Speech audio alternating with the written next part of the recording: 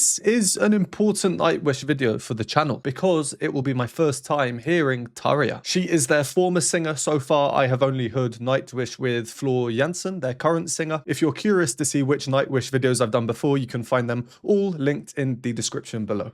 Yes, Sir Hairless here.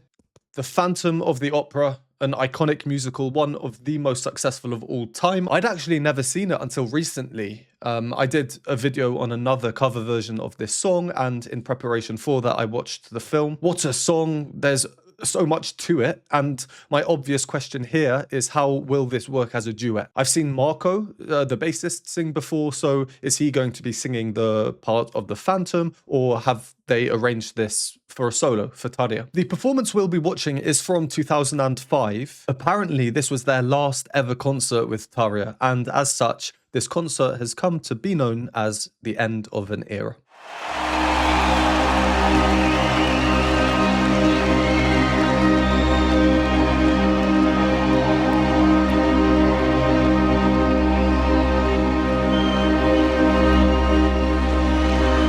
Yellow clothes and microphone. Does she normally dress in yellow? Very color coordinated. In sleep he sang to me, in dreams he came, that voice which calls to me and speaks my name. And do I dream again? For now I find the Phantom of the Opera is here inside my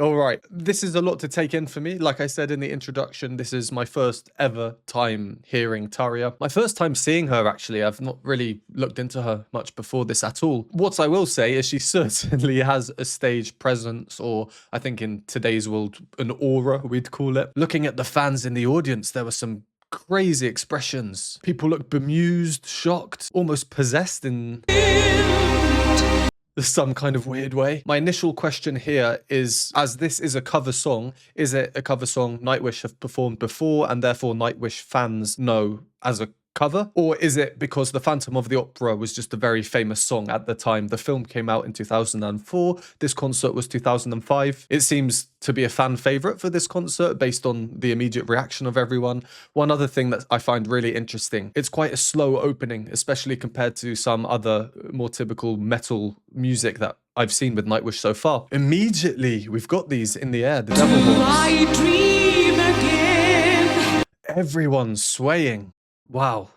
Powerful to watch. First impression, Tarja's voice. I love her slow vibrato, very, very rich sound. Powerful sound, I think that's quite obvious. The arrangement as well, a more synthetic electric organy type sound for these long sustained chords. A result of that, there for example, is a suspension where the bass is going doo-doo, and the suspension above it. So together,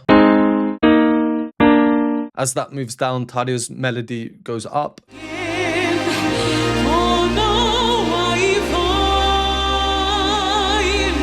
Yeah, very, very slow, controlled vibrato very much suits this style of singing, in my opinion. I know a lot of people will prefer a much more rapid vibrato, as is typical of many operatic sopranos, and The Phantom of the Opera, of all the musicals, is probably the most operatic. I mean, it is called The Phantom of the Opera. It's all about an opera singer. So yeah, first impressions of Tarja, great voice. Great voice. I'm keen to carry on. I always get comments saying, why are you pausing? Just play the song. I pause because of copyright reasons. If I don't, the video could get taken down. Simple as that. If you don't like the pauses and the talking, well, now's your opportunity to click away. If you comment complaining about them, I will call you a silly Billy. So just before we do carry on, they are performing in C minor, with the root note being C.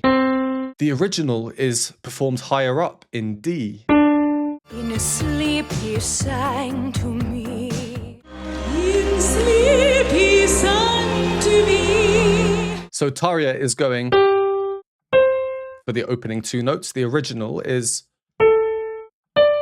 a little bit higher. Funnily enough, though, in the original, they start an octave down. So down here, quite low, or should I say Nightwish are starting an octave up. So straight away we are met with this operatic soprano sound. Why are they performing a bit lower? Well, I'd imagine it's due to the insanely high ending in the original, which is of course no easy feat. That's going up to here, which is one note below, which is the top note of the Queen of the Night aria. So being a bit lower down, you don't have to go quite as high. I am, of course, curious to see if Tarja does that or what they do with the arrangement. I like as well how mysterious Nightwish have made this from the opening. Instead of opening as the original does,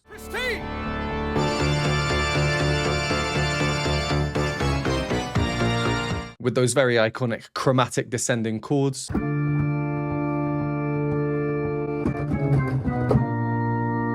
Nightwish don't do that. They choose to just have these sustained long chords.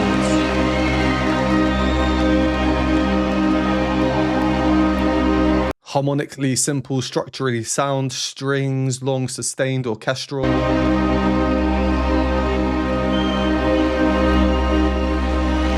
Of course, it's Thomas playing them on his synth. All right, let's carry on. This is super cool. If you are still watching, by the way, you have put up with my speaking so far. So just one more thing to say before we continue. I did receive a lot of requests for this one, but they were for different versions. And another version a lot of you asked for was Floor singing with Henk Poort. Now, I don't want to do a separate video on each of them because it's the same song. I like to dig into the music fundamentally, intrinsically, the harmony, the structure, the rhythms, not just the vocals. Being different performances of the same song, there would likely be a lot of overlap between the videos. So we will watch Floor singing this with Henk after I do this reaction.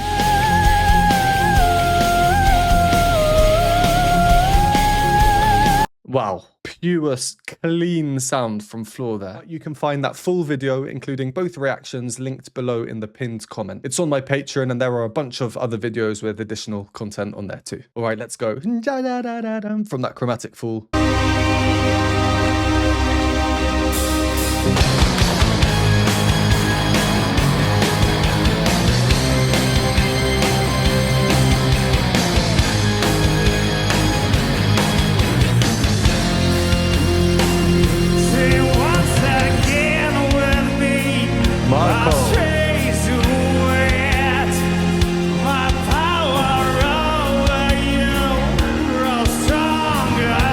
I just quickly want to say, I really like his voice. I do.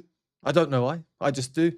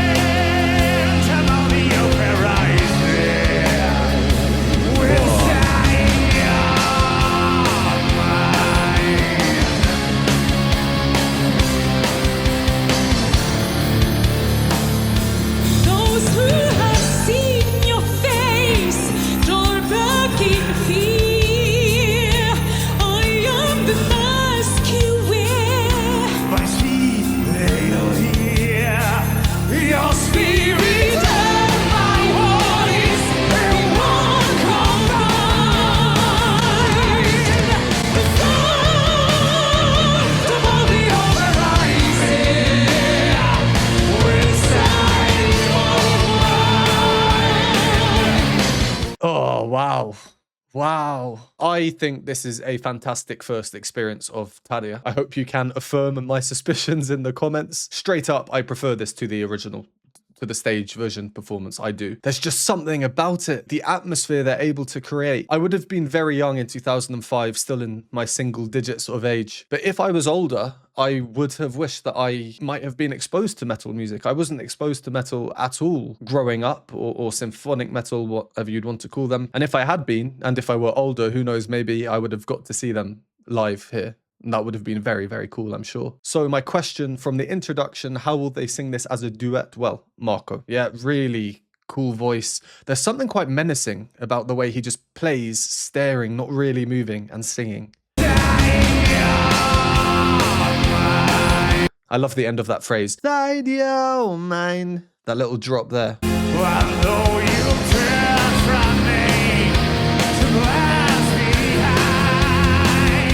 Compared to the instrumentation we had before, long sustained chords, the rather angelic, ethereal voice of Tarja, now we've got a bit more of a darker, grittier sound with Marco singing. The percussion very, very heavy. The bass, arguably the second most important role, I'd say, providing a harmonic role, this harmonic foundation under everything, but also a rhythmic role, dum, dum, dum, dum. And of course the electric guitar chords. There's not too much else at this moment yet. We do have chords as well, I guess, from Tuomas in the background, constantly there. Really interesting is the... Those who have seen your face, up the octave. What is that instrument? I don't know what you'd call that. It reminds me of, I don't know, a celeste or something. A new layer of rhythmic urgency at the top, constantly keeping things moving. Weirdly, it also reminds me like a toy box that you get in horror films, and you hear a toy box start playing. Used in horror films, why? Well, it's a children's toy, it's meant to be all nice and happy, but in reality there's something potentially dark about them. And in a way we get that a lot with the Phantom of the Opera, you know, a grandiose opera house, a setting for it, all singing, lovely, and then there's this phantom in there and death and whatnot. Anyway, I digress, I apologize. I think the point here, or at least what's going on in my head, is I'm thinking, oh, we're getting a conflict of ideas, but very well structured, very cleverly done. It sounds very natural. those who have seen your face, draw back in fear. I am the mask you wear. The bass line working so well against that Celeste type sound. In the original, we don't really get that rhythmic urgency, but there is a similar type of sound up there. Seen your face, draw back in fear. But just as sustained notes. Almost like a violin being played right at the top up there. If you enjoy these videos or find them helpful, please consider supporting me. Patreon has a bunch of exclusive benefits, behind the scenes videos, additional reaction content, Q&A videos, and more. For a one-time donation, you can donate me a hot chocolate at the Buy Me a Coffee link, or become a YouTube member for these groovy emojis and membership badges. And a huge thank you to these lovely people on the screen now.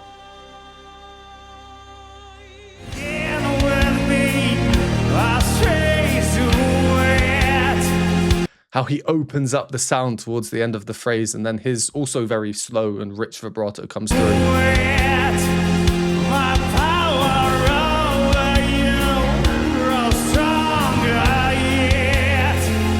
Impeccable tuning as well. Really, really tight. All right, let's carry on.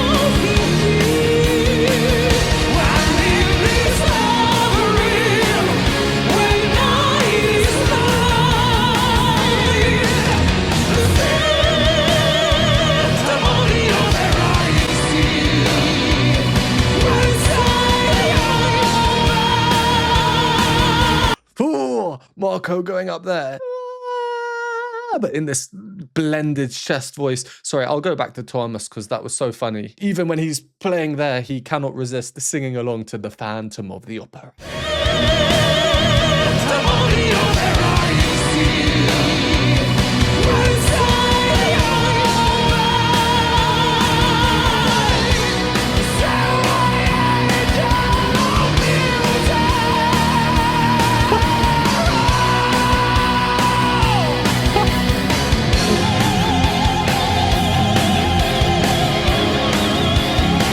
It's she going to do it? I'm going to give my guess that yes, she is going to go as high as the original, obviously in a lower key, but I think they will keep that in.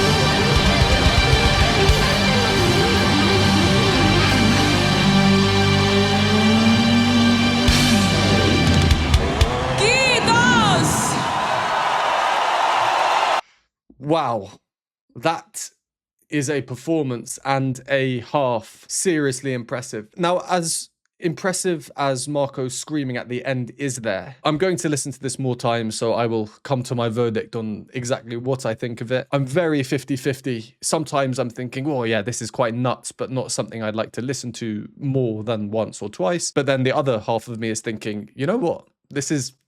It's different. It's not what you'd expect. It works, weirdly. Why does it work? This is supposed to be the pinnacle of operatic singing, a climactic moment of the song that's really showing off the female's role. One typically would not expect to put some male screamo vocals in there underneath. Well, Nightwish are not your typical people, obviously.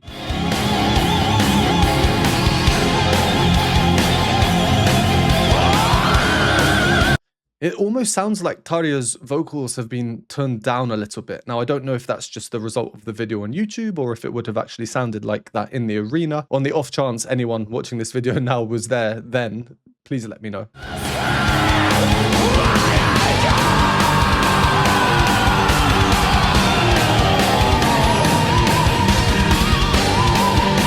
As someone who's not that familiar with metal, you can see pretty much my whole metal exposure ever in my metal playlist linked in the description below. It's shocking, you know, I'm still not really used to it. It's shocking seeing everyone with all this hair. I don't have any. Sweat everywhere, this mass of sound, everyone in the audience, you know, it's a sight to behold. So it still has that shock factor when I listen to it.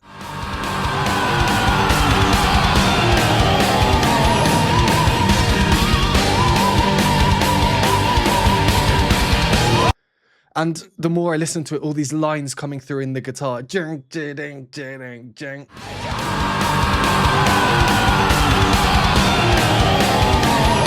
is that this chromatic descending bass line in there? Or not? I don't know. It's difficult to hear. Point is, there's so much going on. Anyway, how high does Tarja go?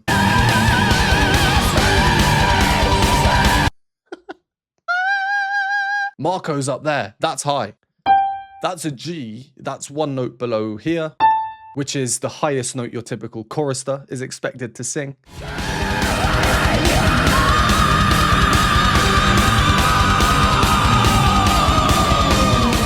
And Tarja does go up to the D up there, insanely high.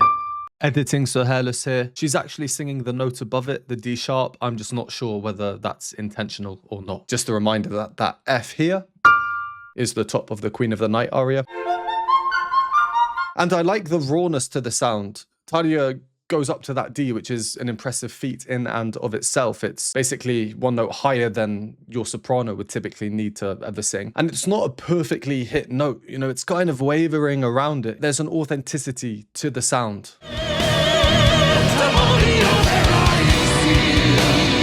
There's just something, the aesthetic, the atmosphere.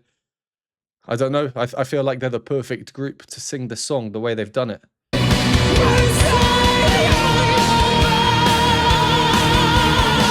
Marco sliding up there, again, very high, like I mentioned before.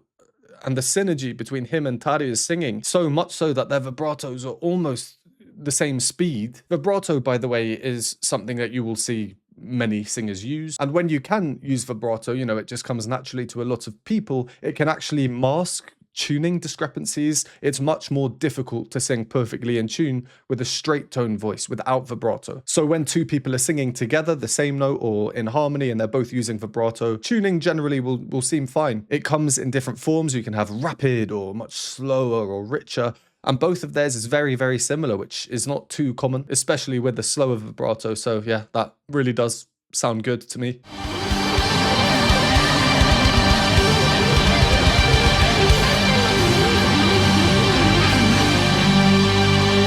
Crazy bass and electric guitar just working up and down, contrary motion constantly at the ending there. Well, that was manic, yeah? That was mental performance. I really enjoyed that. I'm going to listen to that. But first, we are going to now watch Floor singing this with Henk Poort. So if you want to watch that with me, head on over to the link in the pinned comment. And if not, well, thank you as always for watching. Let me know other Nightwish songs you'd like to see me do, either with Floor or Tarja as the singer. Would really appreciate a like, share the video, subscribe if you haven't, and I will see you next time.